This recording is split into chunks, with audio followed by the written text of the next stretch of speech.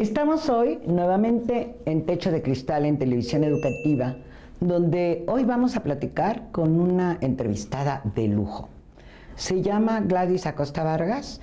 Ella es integrante de un grupo de personas expertas en Naciones Unidas en una instancia que se llama Comité para la Eliminación de todas las formas de discriminación contra las mujeres. Nos va a contar qué es eso. ¿De dónde viene Gladys Acosta? Se inició como feminista en los años 70, ha sido directora de una importantísima institución peruana que se llama Centro Flora Tristán.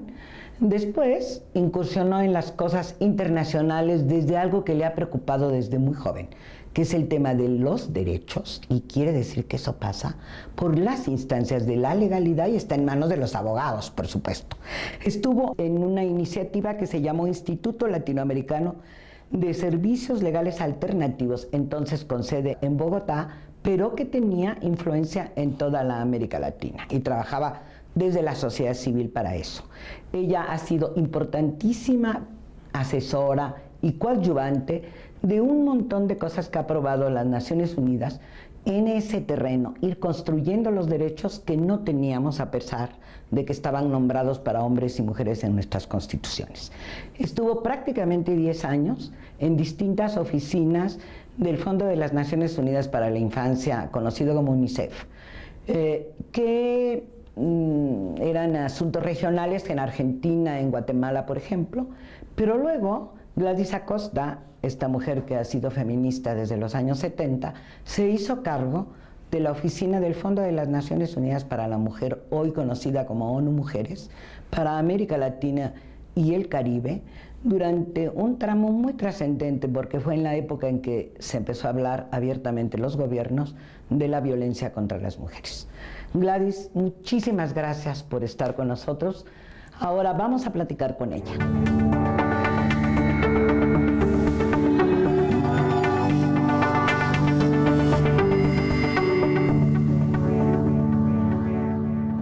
Gladys, muchísimas gracias en primer lugar.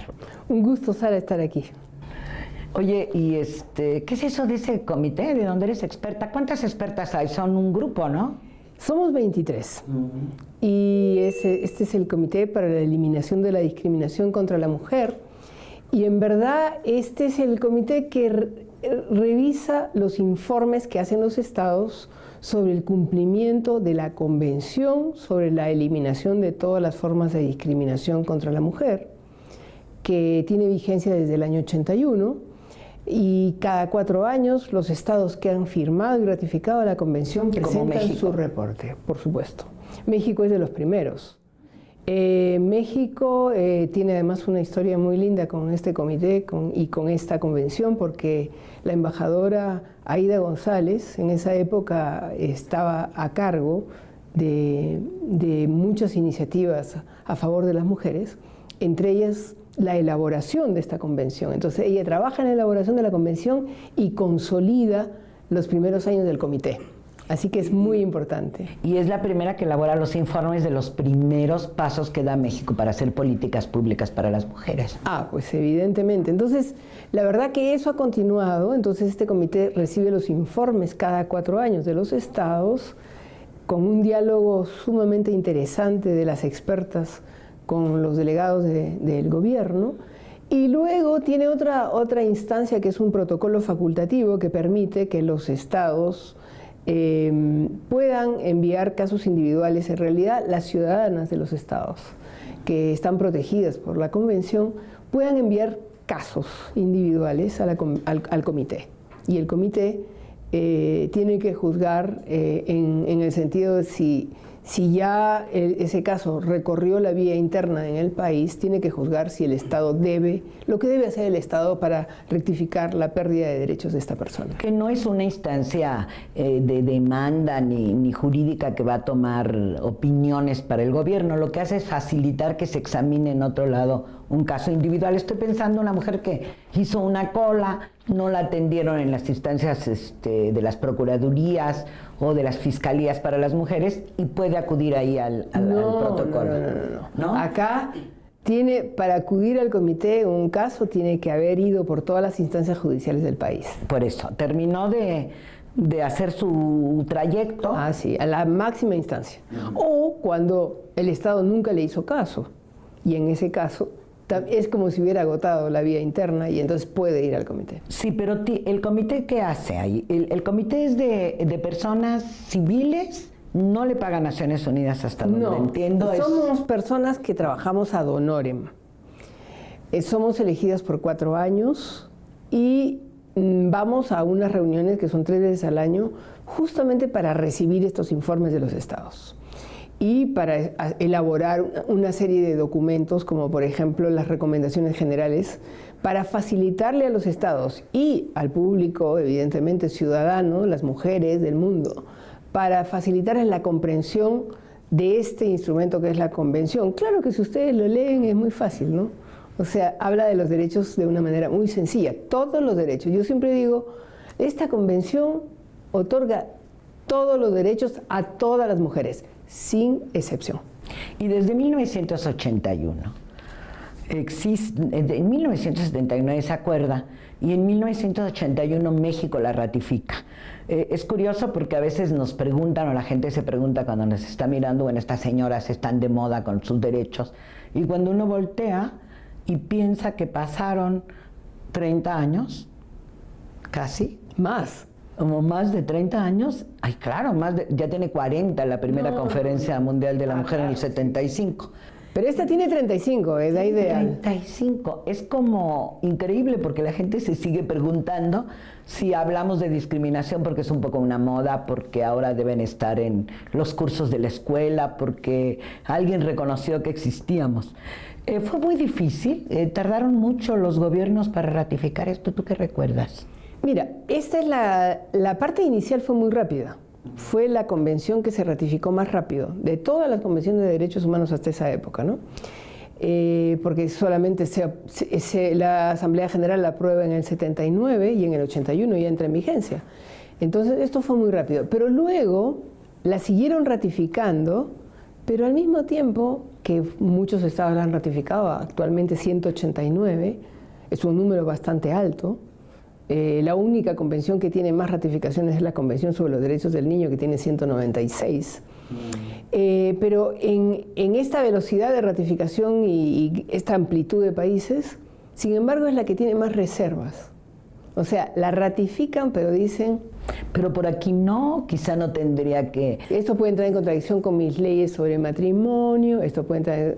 Entonces ahí le cortan un poco las alas, ¿no? Entonces todo el tiempo el comité apela a que se retiren estas reservas para que las mujeres pues estén bien protegidas con todos los derechos, ¿no? ¿México tuvo muchas reservas al principio o caminó muy rápido en México? No, México caminó rápido. Caminó rápido, ¿no? Sí. No, México es muy colaborador. Ajá. Es complejo, pues la protección de los derechos es compleja en todas partes, ¿no? También en México, obviamente. Bueno, claro.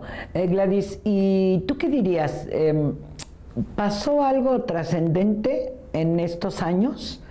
¿Los gobiernos entendieron? ¿Hay más instituciones? ¿Realmente hicieron caso de esto que algunas personas, bueno, Naciones Unidas misma dice que es como la Carta Magna de los Derechos de las Mujeres, la CEDAW por sus siglas en inglés, es como ya popularmente conocida, ¿no? Esta convención. Si quieres, sí, fue muy complejo. Yo creo que la historia es compleja, como bien sabemos, ¿no? Y esto forma parte de la historia de esta convención. Los estados poco a poco han ido haciendo más y más. Es decir, en el año 93, cuando se llevó a cabo la Conferencia Mundial sobre Derechos Humanos, que fue la segunda Conferencia Mundial sobre Derechos Humanos en Viena, fue por primera vez que se dijo que los derechos humanos incluyen a las mujeres. Qué increíble. Vamos a irnos a un corte ahora, para seguir hablando, porque eso es muy importante. Hasta el año 93 se reconocieron los derechos humanos de las mujeres. Esto es algo para que nuestro público reflexione, porque todo se tarda. Bueno, vamos a ir a un corte y quiero solo recordarle al auditorio que ustedes pueden ver en pantalla las redes sociales donde pueden seguirnos. La recomendación es que accedan a estas redes para que vean cosas exclusivas, incluso sobre esta misma entrevista. Entonces, vamos a un corte y regresamos. Bueno, yo creo que es necesario que nos respeten a nosotros porque también nosotros tenemos derechos y somos unas personas civilizadas y yo creo que como mujeres tenemos derecho a crecer más grandes y tener más estudios, más proyectos y más participación en la sociedad. Hacer como más campañas sobre los derechos de las mujeres, porque creo que en provincia todavía existe mucho el machismo y eso, y creo que es a donde más deberían hacer esas campañas. Yo me imagino que todos esos años que que te convertiste después en una experta, pero estoy hablando del currículum, ¿cómo accediste a estos temas? Porque bueno, hay algunas de nosotras que empezamos en la calle en nuestros países y luego, bueno, finalmente hacernos realmente expertas, que se ha complicado el tema, que ahora tenemos leyes tan específicas como las de la violencia o las de la igualdad en nuestros países. ¿Dónde comenzaste? ¿Cómo es eso de que te hiciste feminista? En realidad, cuando era muy joven, cuando era estudiante universitaria, yo pensaba que esto era una exageración, esto de que las mujeres eran discriminadas. Yo decía que si la gente estudia, trabaja, hace bien las cosas, obtiene el éxito que se merece. Es lo que nos dicen todos. Y hasta que estaba esperando a mi tercera hija y me presenté a un par de puestos de trabajo y no me los dieron porque estaba embarazada. Y ahí fue mi sorpresa, inclusive dije, Señor, yo no voy a estar embarazada toda la vida, es por un ratito nada más. Pero no, imposible. Entonces no, y después se tiene que ocupar de los niños y eso, no, qué lástima. Bueno, entonces demoré un poco para conseguir trabajo, pero a partir de ahí dije, yo tengo que tener el ojo abierto sobre qué pasa con las mujeres. Y ahí empecé a darme cuenta, es como que me corrió un velo que me cubría esa parte de la realidad. Y empecé a entender, y tenía la formación de sociología para eso, entonces entendí muy bien qué pasaba. Creo que no dije en tu currículum que te especializaste en la Sorbona. Ah, bueno, está bien. ¿Ya sabías? Claro, habías estudiado ya sociología. Sí, ya había estudiado sociología, pero justamente después tuve un litigio muy importante en la familia porque yo me había separado de mi esposo, tenía los niños y un día se llevó a los niños. Y tuve que litigar por mis hijos. Y ahí fue un litigio de lo más interesante, duró 2 años y medio. Y ahí el abogado me dijo, ¿y usted no ha pensado estudiar Derecho? Estudié Derecho y dediqué ya mi saber de ahí en adelante a esta causa, ¿no? A la causa de las mujeres y evidentemente ya prácticamente me convertí en una profesional de la temática, ¿no?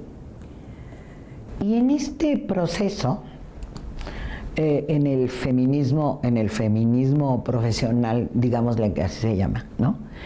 También hay techo de cristal. También no accedemos a algunas de nosotras porque otras sí, o se están ocupando algunos lugares importantísimos en este proceso por los propios hombres. Hay todo un movimiento de hombres por los derechos de las mujeres. Bueno, en realidad yo diría que para mí fue muy impresionante lo que tuvimos que luchar las mujeres para que se reconocieran en el 93 que los derechos nuestros eran derechos humanos. Eso fue para mí una sorpresa. Y ahí me di cuenta que el mundo masculino de los derechos humanos no quería aceptar, ¿no?, que nuestros derechos estaban en el mismo rango. De hecho, se hablaba de las convenciones internacionales, de los pactos internacionales, se mencionaban todas menos la CEDAW. Y poco a poco ganamos ese territorio a tal punto que hoy día está clarísimo, ¿no?, que no hay ninguna diferencia. Es una convención de derechos humanos y por lo tanto todos la tienen que respetar, ¿no? Igual, tiene todas las prerrogativas igual de cualquier convención de derechos humanos. Yo creo que sí hay techo de cristal. Yo creo que hay techo de cristal en todas partes, Sara. O sea, las mujeres no podemos bajar la guardia, lamentablemente, ¿no? No es una garantía que en estos últimos 30 años las mujeres hayamos estudiado más. O sea, hemos estudiado más, tenemos todas las calificaciones profesionales, pero ganamos, por lo menos en esta región de América Latina, 30% menos. Entonces... Menos que los hombres, a veces por hacer exactamente lo mismo, ¿no? Pero exacto, o sea, ese es el asunto, ¿no? Y además que todavía hay la idea de que las mujeres son el segundo ingreso, que los hombres son los proveedores, ¿no? Y eso ya no existe, porque ya no es verdad, ¿no? Y de hecho en las parejas ahora, inclusive ahora, veo entre jóvenes que ella es la que trabaja y él cuida a los niños, lo cual está muy bien. No hay que pobrecito que tiene que quedarse cuidando a los niños, no. Pero recién está empezando a suceder esto, ¿no? Entonces, yo sí creo que hay que mantener una alerta constante sobre este techo de cristal, ¿no? Porque la discriminación tiene muchas caras. Por ejemplo, antes se decía, la discriminación está en las leyes, cambiemos las leyes. Las hemos cambiado todas. Todas se han cambiado y ahí sigue la discriminación. Entonces ya hemos dicho, ajá, no es la discriminación jurídica, esta que se llama de jure, hay una discriminación de facto que existe y que sobrevive y que cambia de cara y cada vez tenemos que estar muy alertas y por eso a las niñas hay que educarlas desde el comienzo, ¿no? El tema de la participación política es clarísima para mí. O sea, si hay un ejemplo donde hay techo de cristal es ahí. Bueno, ahí sí, directamente, ¿no? Ahora tenemos en México la paridad y parece que va caminando, pero hay violencia política contra las mujeres, ¿no? Claro, pero digamos, yo veo todo el mundo, ¿no? Porque en verdad el comité recibe los informes de estos 186, 89 estados ahora, y entonces uno ve toda esa variedad y percibe, ¿no? Cómo la política es un lugar es un hueso duro de roer, ¿no? Y de verdad que el mundo va a cambiar cuando haya paridad, cuando realmente las mujeres sean naturalmente elegidas y naturalmente ocupen los lugares de toma de decisión que les corresponden, el mundo va a cambiar. Yo estoy muy convencida que gran parte de los problemas que tenemos hoy en día en parte se deben a este sesgo de, inclusive en la guerra, ¿no? Esta tendencia a la guerra guerrerista que hay en el mundo. Yo diría que las mujeres somos mucho más negociadoras. O sea, nos gusta negociar, no nos gusta confrontarnos sin saber que hay una salida negociada. Y eso yo creo que es un saber aprendido probablemente en toda nuestra historia. Somos más cuidadoras. Y cuando estamos en la función pública, ejercemos también esa manera de cuidar, ¿no? Y además, como hemos estado acostumbradas toda la vida a hacer 10 cosas, somos muy productivas. Altamente productivas. Entonces, cuando entra una mujer a dirigir, realmente hay más productividad en muchas cosas. Entonces, yo digo que es una cuestión de tiempo nada más, Sara. Yo creo que sí, Gladys, te agradezco muchísimo. Ahora vamos a tenernos que ir a un corte. Ustedes siguen viendo nuestras redes sociales en la pantalla y regresamos. Aunque hasta cierto punto en el mundo nunca va a haber una igualdad para todas, porque siempre se va a marcar, aunque sea un poquito, el machismo. Es bueno respetar los derechos de las mujeres porque así uno llega a ser más competitivo hacia los hombres. La Constitución política ya comprometió al país y sobre todo en cuanto a las féminas, garantizarles la seguridad. Más que nada nosotros le damos la seguridad a nuestra familia, nosotros le damos la seguridad a nuestros hijos. Si nosotras como mujeres somos seguras, nosotros le vamos a transmitir esa seguridad a nuestros hijos. Volvemos a seguir platicando con Gladys Acosta Vargas, que es muy trascendente por su gran experiencia. Yo diría, tienes un año en el comité, pero de todas maneras empiezas a tener un panorama mundial. Si yo preguntara, ¿el continente más avanzado y el más atrasado desde esta perspectiva global? Bueno, no me gusta estigmatizar, en primer lugar, ¿no?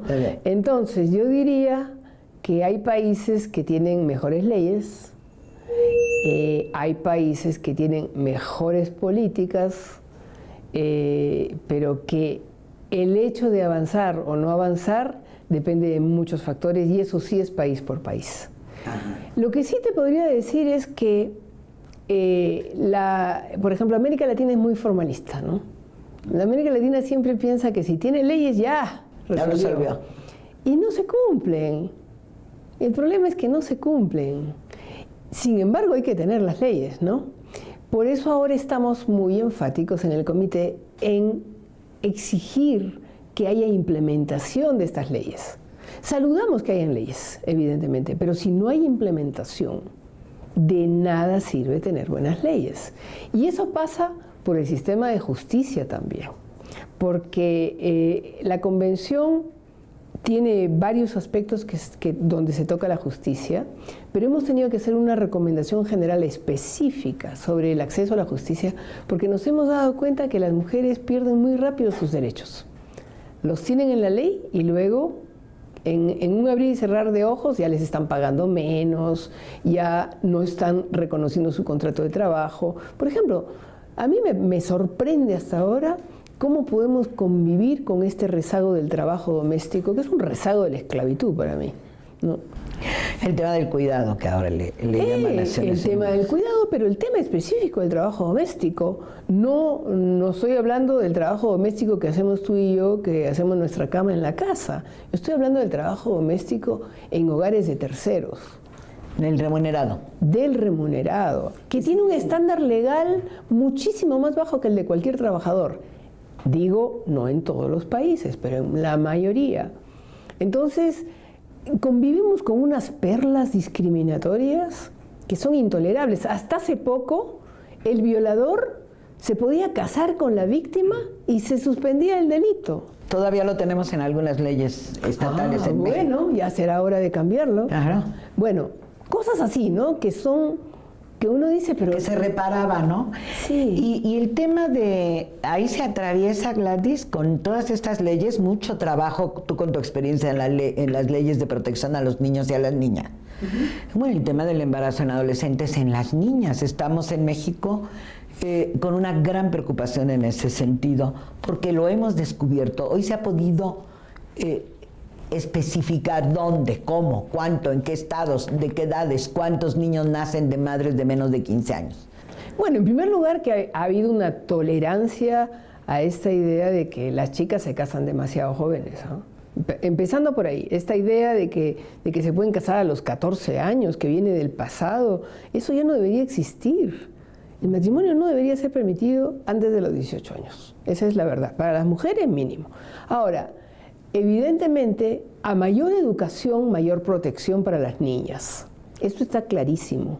Si se cruza la información sobre embarazo adolescente con el nivel educativo, queda clarísimo.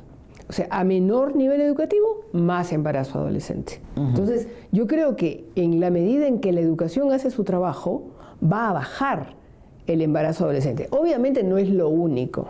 O sea, tiene que haber una revaloración de las niñas para que el embarazo adolescente baje, porque las niñas en cierta forma se sienten que se revaloran al ser mamás. Eso no puede ser. O sea, el tema de la cultura y de las pocas reformas que ha habido para los medios de comunicación, ¿no? Eso también. Es un poco involucramiento en el tema, entonces no hay difusión. ¿Cómo le dices a una joven? Tienes valor, tienes sentido, tienes derechos, están escritos en la Constitución, tendrías que pelear por ellos. Claro.